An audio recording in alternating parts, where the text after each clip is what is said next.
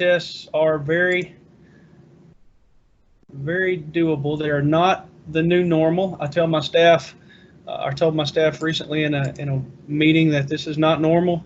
This is new. This is temporary. This is not what we want to do the rest of our careers. I don't want to host virtual CDEs ever again, but I really appreciate those of you who've answered the call and engaged your students to participate. I think it's an important part of our program, and I think it's important that we show it as an organization that we can be creative and solve problems. So let's go through the floriculture contest. We're going to use 60 seconds per item, and I will be displaying that. PowerPoint, I've converted all the PowerPoints to PDF files. It's just easier for me to scroll through. Sometimes with PowerPoint, whenever you're displaying it on Microsoft Teams, it will show the next slide, and that's not really convenient to show the next slide whenever when students are taking a contest. They don't need to see what the next slide is going to be if we're timing the slide. So I will be showing those in PowerPoint. It's a PowerPoint, but it's been converted to a PDF. And we'll follow all the same rules that we normally have. And I'm on floriculture right now, but I called the meeting for all these contests because they'll all basically be ran the same. We will distribute a test through the chat bar. Now, that worked flawlessly yesterday. We distributed the exam in the chat bar. Today, your chat bar is disabled. I called this meeting in a particular room, and if you're not a member of the room, then you can't access the chat bar or the hand raise function. But whenever you bring your team in for dairy foods or floriculture, nursery and landscape, they will be able to go to the chat bar.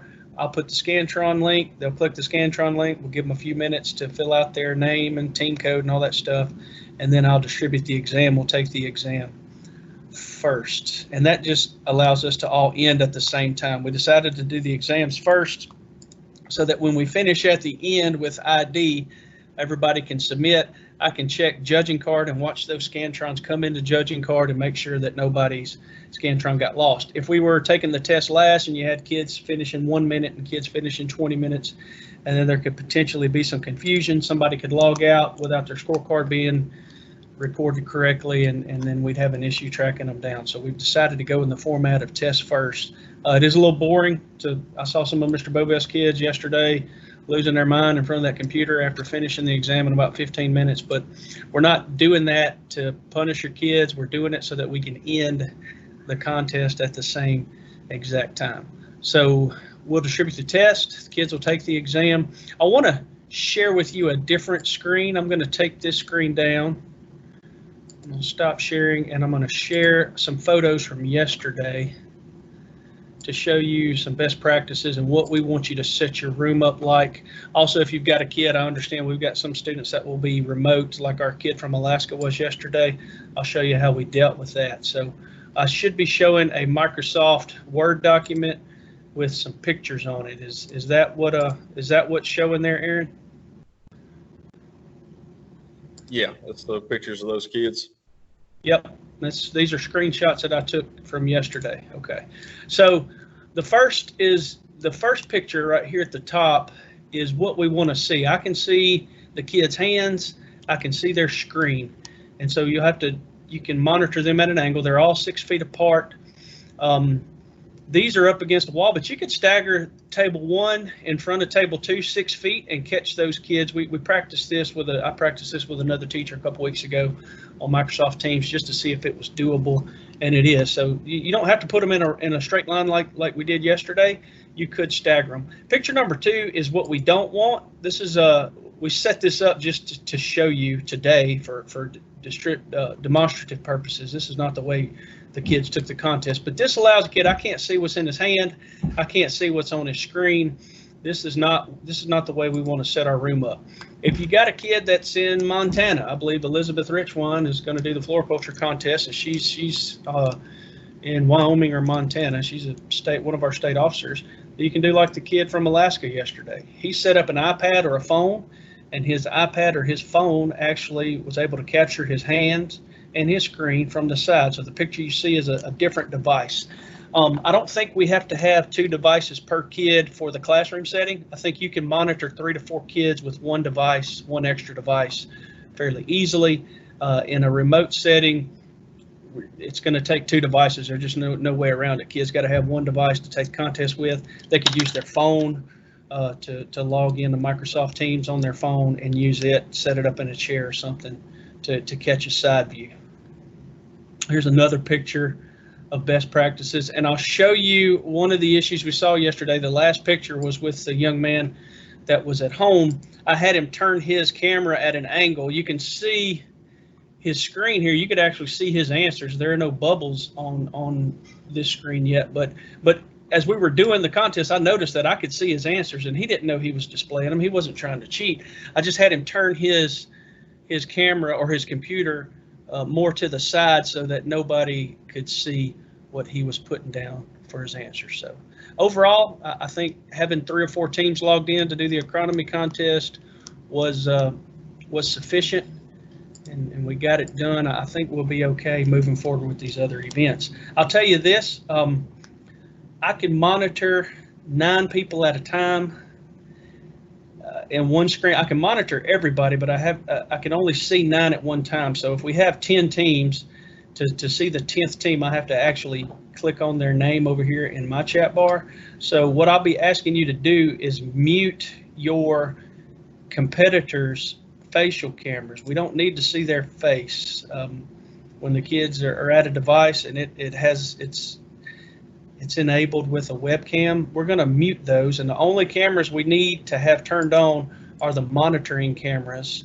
which are the ones that monitor the students. So each one of these students has a camera showing their face. That takes up space on my side, and you could cheat all day long looking me right in the face. This side view helps me monitor better any kids that are looking up at their phone. And I kind of control the time.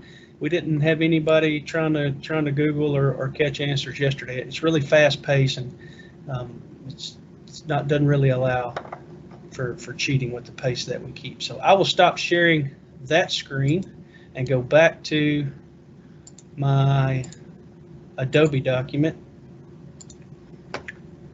So Floriculture, we'll start with the test. We'll do all the ID. I have the contest made up. All the plants, I believe the disorders in the equipment are originals. They're authentic. We actually went out to the real world and took pictures. So it won't be something that your kids have seen. It won't be the exact pictures from Quizlet. We didn't just go steal a PowerPoint from the internet and turn it into a contest. We've put some extra time into this. Our staff, we've got some floriculture, some kids with some plant science background. Some kids are majoring in plant science in the FFA office, and we've challenged them to go out, and they put together some pretty fine slides for you guys. Really identifiable. Some plants have 2 pictures, one of the plant foliage and one of the flower. I'm really proud of the contest that we put together considering the circumstances for floriculture. We're finishing up Nursery and Landscape. I'm putting this up here on the screen, but I don't see anything really different between how we will run floriculture and how we will run Nursery and Landscape. Vet Science, same thing. I've asked the person that puts on Vet Science for us at LSU to get original photos. Sometimes that's hard with breeds. I haven't received that PowerPoint for them yet, but I know they're working on it. So I can't speak to whether or not Vet Science will be all original photos. I hope that it is. I think the equipment we've actually bought, it should be original. Parasites are really difficult to get a microscopic iPhone video or picture of, so I can't speak to parasites. I'm not really sure. Breeds as well. I don't know how many breeds are available for viewing. So some of that may be Googled items. I just can't speak to it. I don't have as much. I'm not as involved with that one as I am floriculture and nursery.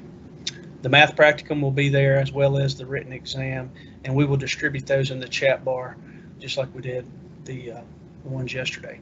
Milk quality is really small. This is what the CDE board put out. We're going to do a cheese matrix, and we're going to do our written exam, and that one is actually Monday morning, so I'll distribute the written exam, and I guess I'll be distributing I haven't really looked into this. I was going to call the person that's putting it together for me later today and see how we will distribute the cheese matrix. So I guess we'll have pictures of cheeses that are numbered, maybe answered, and then the kid will have to fill out the matrix on the scorecard. That's the best we could do. You can't really taste milk in a virtual format. Food science has its own meeting later, so I think this satisfies all the different groups that have come online today. I'm going to stop sharing. I'm going to mute my microphone and field any questions that you guys may have. And if you're like me and you think of a good question at 3 o'clock today, just email it to me and I'll respond in a way, maybe put a Q&A document together. Ms. Green. Dr. Smith, on vet science, calculators, how are you going to monitor that they are the cheap, non-programmable calculators? And can the students have scrap paper to do some calculations on? What do the rules say about the scrap paper? It's y'all usually provide it for us. Okay. So what I do is just have those kids unmute their camera and show me their calculator on the screen. Okay. And show me that piece of paper that there's nothing on it to start. I believe we give y'all formulas too already, don't we? It's not a big deal for you to already have formulas written down. Right. They should have the that conversion sheet printed and in front of them. Yeah. Vet science is one I never participated in as a teacher, and I fully substituted out. So I'm not as literate. I'm not vet science literate, but whatever the rules say, we will try to make sure we accommodate. If you notice, I put vet science dead last. Yes, sir. So that gives us time to go through some learning curves and be at our best whenever that one comes along. I wanted to give the lady at LSU that takes all the pictures and puts it together, I wanted to give her as much time as possible because it's not like a staff member. We called a staff meeting 3 weeks ago and gave everybody deadlines to take pictures and put PowerPoints together. I don't have that kind of administrative pull with vet science, so I put it far down the road so that I'll be ready to host a quality event. The best we can do is just have those kids show us that calculator. Okay, thank you. Right. Okay, Yes, so ma'am. I joined just a little bit late, but Uh-huh. once again, we can print off the plant ID list and have that with no marks on that sitting in front of Yeah. the students. Yeah, we have to follow that rule that was written years ago, or we can't draw little clues and stuff on that plant list. And we did that yesterday. We'll have the kids show us their plant list and make sure it's clean. But yes, you are allowed to pre-print the plant list. I did put it in the chat bar and gave kids an opportunity to access it electronically. But yeah, I would, as a teacher, I'm getting old, but I prefer to have that plant list on paper. Some of these kids don't seem to mind having 19 tabs open on their computer. So Right. You can do either one. Okay, thank you. Miss Bell raised her hand. What you got, Miss Bell?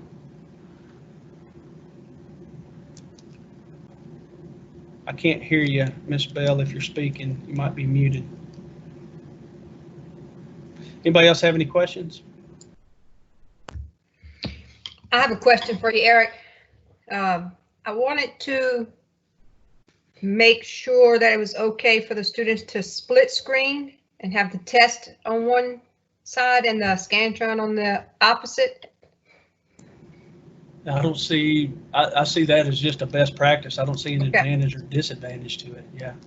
I I can see from that angle that I showed you earlier and from that distance, I can see what's on there. I can't see the answers, right? I can't see individual bubbles, but I can see that they're flipping back and forth between the PowerPoint and their exam. So, I mean, if the screen is split, I'll be able to really tell very easily what's on each side of the screen. Okay. But I don't see a problem with that. I don't see an advantage or disadvantage. I got a teacher that texted in a question. May we print ID list for vet science? Yes, you can print all your ID lists and have it on the table. I'll ask the kids to show me what's on their printed out list, and then I may randomly, periodically ask them to show me again. Hold up your list. Let me make sure you haven't swapped it out. Miss Cooper, you had your hand up. Yes, ma'am. Yes, sir. Sorry. So I was wondering, like, all of my students can't come to school, and so all of them, like, they all have to be on a computer at home or on their phone, I guess, to monitor the screen. And you were saying how you could only see like 9 teams at a time. Well, how are you going to do that whenever my students are all on different computers and screens? Is that going to affect anything? Right. I'll have a co-host, a staff member or two, and they can open up. I can see 50 screens. I just can only see 9 at a time. So if I want to go and see a screen that's not showing, I can click on that person's name in my chat and my participant bar, and I can pull them up. So I can see 9. I can have a co-host, and by the time we get to vet science, me and Mr. Lejeune, and if we have to have a third one in, we'll be able to see 18 screens at a time. What I'm asking is, what the problem is, if a kid is streaming their face and their side view, then that takes up 2 screens. I only need them to take up 1 screen. So I need them to mute their camera that's looking at their face and only stream the monitoring questions before we dismiss. Yeah, I have another question for you, Eric. Yeah. On a contest like Nursery and Landscape, when you have you'll have 1 through 30 for plants and then 20 tools or whatever, will those be 2 separate PowerPoints, or will you just run it consecutive and do the time? I'm going to share my screen here because I'm very visual, and people that are going to be watching this later, I'd prefer if they had a visual look. So I'm going to go to judging card and pull up the actual scorecard. Can y'all see the judging card? Yes. Website. Okay, so as I go from screen to screen, it's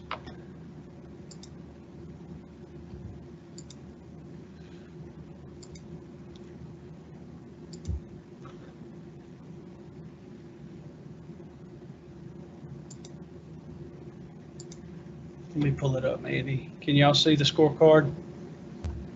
Yes, we can see it. Is this the one we use for nursery? Identification A, identification B? Yeah, the back side. Okay, so I'm going to do plants on top for identification A and equipment on B. Because we've already numbered it. We've already built these PowerPoints, and yes, to answer your question is we've got 30 plants and however many equipment on 2 separate PowerPoints. So I'm not going to combine them. I'm just going to leave them the way they are, and so it'll be 2 different practicums. We'll do plants on A, equipment on B. Does that answer your question? Yes, it does. Thank you. Really good question. Thanks for asking that. Anybody else got a good question?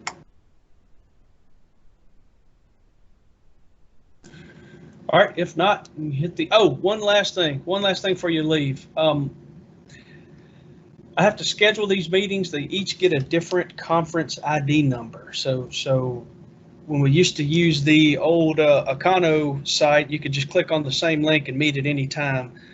With Teams, every time we schedule a meeting with a different conference ID number. With that said, there's a way for me to schedule it and allow chat and allow you to access the hand raise function. And there's another way for me to schedule it where you're not allowed to use the chat and the hand raise function. Unfortunately, most of the contests that I pre-scheduled and I sent you a calendar invite, your students won't be allowed to use the chat function, so I won't be allowed to send them the material. So what you're going to notice in your inbox is I'm going to be canceling a lot of these contests and sending you a different link. And the only reason I'm doing that is because I learned today that if we go the way we are, when your kids log in, we get all these people in here, I won't be able to distribute the materials currently the way I have the meeting set up.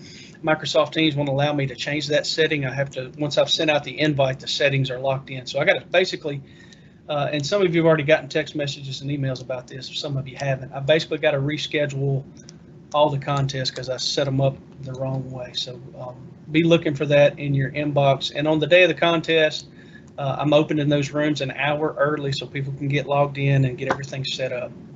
And we'll make sure that everybody's there. All of you should have my cell phone number if you need me. Just know that we're rescheduling all that for a purpose. We're not doing it because we want to. I don't want to do it twice, but I have to, or your kids won't be able to use the chat function. So just want to make you aware. With that being said, everybody, if you want to hang up and leave out, we're about to start the Ag Issues contest here in about 30 minutes, and I've got another one of these scheduled at 1. I'll see some of you then.